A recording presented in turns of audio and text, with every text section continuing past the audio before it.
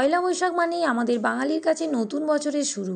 তো সেই নতুন বছরের শুরুতে একটু মিষ্টিমুখ না হলে চলে বলুন? তো তার জন্য আমি বানিয়েছিলাম এই ভাজা মালপোয়া বা ভাজা পিঠে। তার জন্য প্রিপারেশানটা আপনাদেরকে শেয়ার করছি। 1 কাপ ময়দা নিয়েছি, তার মধ্যে হাফ কাপ সুজি, একটু নুন, আরও একটু মৌরি, কয়েকটা এলাচকে কেটে ওর বীজগুলোকে দিয়ে দিয়েছি। এলাচটা আপনারা গুঁড়ো ইউজ করতে পারেন। আমি এখানে মিষ্টির জন্য গুড় দিয়েছি। গুড়টা শক্ত ছিল বলে আমি একটু জল দিয়ে পাতলা করে নিয়েছি। গুড়ের পরিবর্তে আপনারা চিনিও ইউজ করতে পারেন। তারপর অল্প অল্প দুধ দিয়ে একটা ঘন ব্যাটার বানিয়ে নিয়েছি। ব্যাটারটাকে 10 থেকে 15 মিনিটের জন্য রেস্টে রেখে দেবো। তারপর আগে থেকে তেল গরম করে নিয়েছিলাম। এবারে একটা ছোট এরকম হাতার মাধ্যমে গোল গোল করে দিয়ে ছাঁকা তেলে ভেজে নিলেই কিন্তু তৈরি হয়ে যাবে এই ভাজা মালপোয়াগুলো।